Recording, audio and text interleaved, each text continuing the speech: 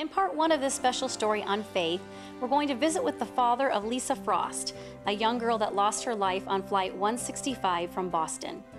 We'll look at what he and his family have been doing all their lives to be prepared for something as catastrophic as this. The loss of a child, the loss of mobility, each a dire circumstance that can ruin lives, or not.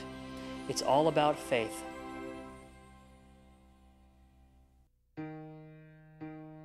We watched in horror on September 11, 2001, as the lives of thousands of people were destroyed by the choices of evil men.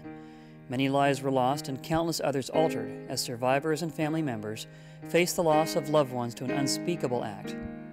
Tom Frost faced just such a challenge when he realized his daughter Lisa, returning home from Boston University, was a passenger on Flight 175 that struck the South Tower in New York City. My daughter Lisa was a beautiful person. She was loved by just about everyone she ever met. She graduated valedictorian from her School of Hospitality Administration class in May of 2001 at Boston University. She went to Australia between her junior and senior years in college on her international internship with Boston University to study abroad. The program down there sent us some very nice letters after September 11th saying how much they miss her and how much they grieve.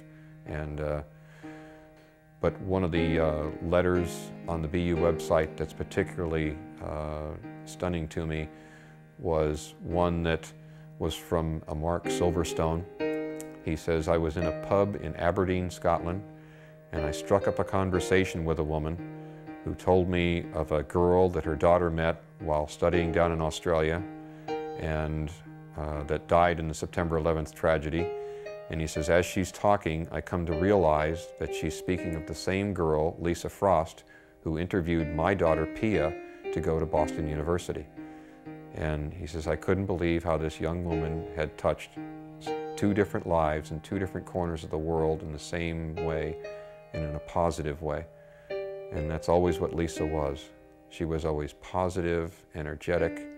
You could count on her for everything and would do it with a smile. And that's one of the things that my own personal recollection of my daughter that I will miss the most is her smile and her hugs.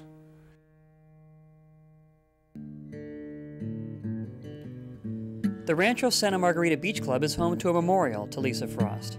In the shadow of the Saddleback Mountains and amid the beautiful surroundings of the beach club, this memorial, built with the help of the community, offers Tom solace and a place to go to keep Lisa's memory alive. He passes the memorial each day as he runs, and pausing beneath a 13-foot scrub oak, leaves two kisses, one for himself and one for his wife, Melanie.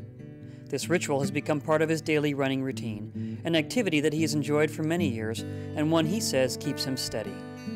I've been an avid runner all my life, and my daughter Lisa saw me do that all my life. She saw how it helped me through all the problems that I'd ever have to face in life, all the little speed bumps, and that's my therapy.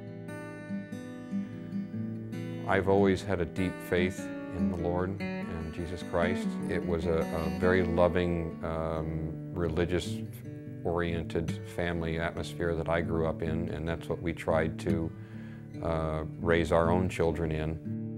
You have to have a belief in God to know that everything's all right. A faith in God that has said, He's looking over my daughter. I know where she is. She's in a safe place. His wife Melanie and his son Daniel remain in the background, while Tom has become the spokesman to many organizations that call for speeches and appearances. In the background, but very much a part of the loss. We fly out to Boston on the 13th of November. The 14th of November in Boston is a fundraiser for Lisa's Scholarship Fund at Boston University, at the Omni Parker House Hotel.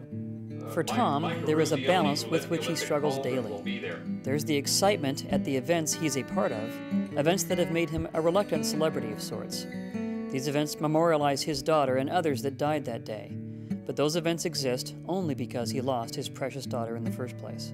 Lisa was always 2 steps ahead of everyone else.